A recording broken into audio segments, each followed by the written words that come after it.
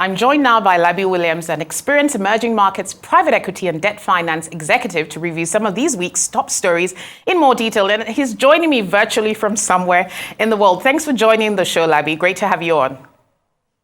Good morning, Roger. Thank you for having me on. So I want to start with the story of Nigeria's production slump to 1.25 million barrels. It seems to be a bit volatile because the last time we reported on this show, we were reporting an increase. So what's going on with Nigeria's production?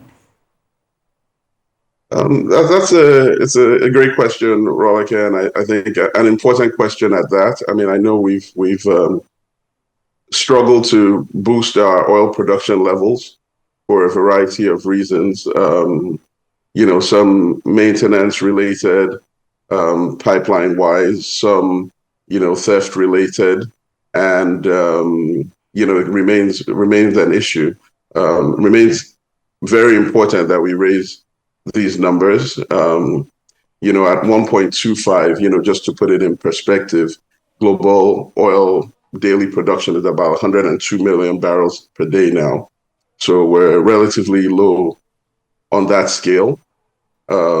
Probably somewhere around between, close to about number 10 or 15 in daily oil production.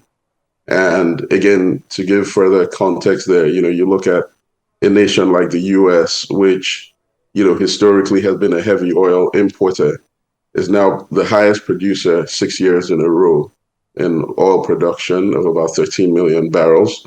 Saudi is at 12 and Russia's at about 11 million barrels. So we're relatively low and do need to look to boost that. Yes, indeed. We do need to look to boost that because a lot of Nigeria's economic planning and budget, strategic planning does sort of rest on the resilience and stability of that sector. So what would you say is the most important catalyst for turning the tide in terms of our oil production? Mm-hmm. I think it's really boosting investment into our fields, both onshore and offshore. I think we've had some more aging wells, especially onshore, where pressure drops in the wells and those reserves get used up. So you really need to be drilling many more wells. Onshore production is also relatively cheap, even despite some of the security concerns which are being dealt with actively. And that's where I'd really look to put the focus. Yes, indeed. And speaking of oil wealth, our next story looks at Norway's wealth fund. And Norway's wealth fund is actually based on its oil and gas windfalls. Its wealth fund is $1.8 trillion dollars, and it's actually investing outside of Norway and is an investor in Elon Musk's Tesla, I believe, and some of his other investments vehicles. And the Norwegian wealth fund is actually opposing a pay rise and stock compensation for Elon Musk. So tell us what the dynamic is there, because shareholders have now approved that compensation, even though Norway's wealth fund has said no. What is happening with Elon Musk and pay? Yeah, absolutely. So the Norwegian sovereign wealth fund, as you said, $1.8 trillion, the largest sovereign wealth fund. And to put that in perspective, even per capita with a population of 5 million people, it's about $350,000 per person. Formerly, they're called the Norway Bank Investment Management, NBIM. And, what we saw here, as you said, they opposed the Elon Musk pay package, which was about $53 billion.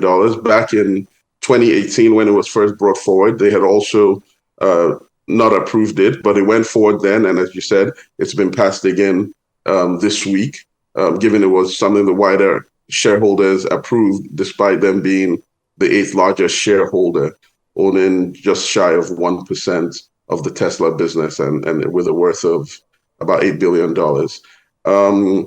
What we're seeing here, I think, is, the Sovereign Wealth Fund of Norway looking to be more active against, some of these pay packages they may consider quite excessive. I mean, the Tesla one for Elon Musk got about $53 billion is absolutely unlike, most things we've seen. But they also had opposed pay packages at Apple, Google, Alphabet, the parent of Google, as well as LVMH. So, that's something I think we can expect to see more from them. Yeah. And how do you think that shareholder vote is likely to go? Because there's another vote coming up in June. Indeed. My expectation is that it would pass again. I mean, it's something they've approved. It's something that was discussed initially. Um, the conditions that were set forward, he met, and it is linked to the share price. So, it will not be as much as anticipated, but it's linked to the share price, and the value was delivered close to $1 trillion, which itself is, really massive, and very few companies trade at those levels. So, I would expect that it would pass. Okay, But thank we you. would probably still see Norway stay active. They own 1.5% of global stock, so they'll remain a very relevant player across stock markets globally. Yes, indeed, a relevant player, but certainly not enough to influence the likely trajectory of that vote. Let's talk a bit about Japan. Japan's GDP shrank less than expected. I mean, Japan has had a great deal of economic resilience historically. So why are we seeing a shrinking GDP? Is this just output, the aging population? What's going on with Japan's macros? You're correct. It shrank about 1.8%. This was versus about 2% expected. So it was better. It performed better than expected. As you said, yes, they're seeing the challenges with the decline in population, and I'll come back to that in a moment. But they've also seen the Japanese yen currency lose value against the dollar. It's moved from about 140 to 167, and much of their energy is imported as a nation. Following the Fukushima nuclear accident way back in 2011. So that continues to place pressure when the yen devalues. And about half of their growth is also consumption driven, which brings me to the point around the population. As you said, they've seen a record decline in birth rates also this year at 1.2 births per female in Japan. And generally, the replacement rate for populations is about 2.1. So at 1.2, you're not replacing your population, and you're actually declining. Yes, indeed. We'll be monitoring that very closely because that's something that's also affecting some advanced economies in Europe and elsewhere. Now, let's talk about these big tech boys because Apple has now surpassed Microsoft and Nvidia to be the most valuable US company. Just 2 weeks ago, I was reporting that Nvidia had surpassed the others to be one of the most valuable US companies. So what are we seeing here driving these huge tech valuations? Indeed, and we can spend a lot of time here. I mean, it's absolutely fascinating from a number of respects. So Apple's growth this week, and again, for some perspective, they added about $350 billion to their market cap to trade at about 3.3 trillion, exceeding their one-time nemesis, Microsoft. That was driven by a lot by the announcement of a partnership with OpenAI. OpenAI is the parent of ChatGPT that we've been seeing a lot in the press. I'll probably step back, just put, ChatGPT is the online chatbot, generative AI. So GPT itself stands for generative pre-trained transformer, which in simple terms is really pre-training a model and to be able to provide generative responses, whether text, voice, so you can post into ChatGPT a question you have, and it will provide you an answer based on data it has from scouring the internet or various data provided into it. It'll go through that just like a human and try to put something together. Not always completely accurate, but will give you its best thoughts. So that's that puts a lot more power in people's hands through their, in this instance, iPhones. So the expectation is you'll see more iPhones sell, which drive about half of Apple's revenues today. And I think that excitement is what drove that rapid jump in the stock price we saw over the course of the week. Now, with the way the numbers are shaping up, Apple, it was only just under 2 years ago, we were talking about $1 trillion in market cap. What is the possibilities around capitalization? Could we be looking at $4 trillion, $5 trillion worth of market cap? And will most of that be driven by the AI and generative AI revolution? It would be by AI, but probably other things. I mean, if we drop back and just look at the history of Apple as a business, started in the 70s by the late Steve Jobs, they've shown themselves to be very capable of not necessarily inventing the technologies, but putting them in a form that consumers would adore and love, and keeping it consistent and building a network that ties it much more closely together. So, going into the 70s and 80s, they had widely got the, graphical user interfaces adopted. So, being able to click on your screens with again, WYSIWYG, what you see is what you get. You can see what you do and click on it through the Macintosh and then the iMacs. And then they moved into the whole range of i products and services, iTunes, iPod, iPhone, AirPods now. iPad, And iPad, exactly. And then now we're seeing, AI being integrated. And just to, AI will be not just through the OpenAI Chat GPT, but through Apple's own intelligence AI also that will run on their platform.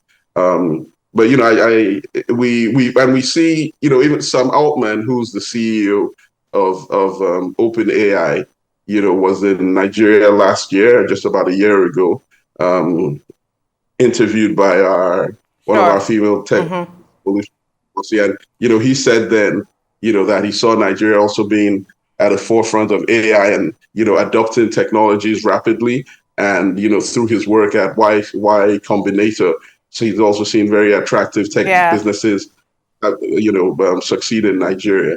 So where I think we're also expected to play a big part. A big part in the role. And let's hope we also see some of these big global giants and more unicorns in terms of our own economy as well. But clearly, the sky is the limit insofar as the market cap of those tech-heavy and AI partners, companies are concerned. Now, a final story. Sanwoolu was in Nassau, the Bahamas, at the Afreximbank meetings, and he gave a speech where he talked about the fact that Lagos's GDP, of course our commercial capital, was up 50% under his watch. What do you make of that pronouncement, and what are the factors driving that? And does that GDP translate into sustainable development for the majority of Lagosians and the economy as a whole? I'd love to hear your thoughts. That's a loaded one. Well, very briefly, because we're running out of time.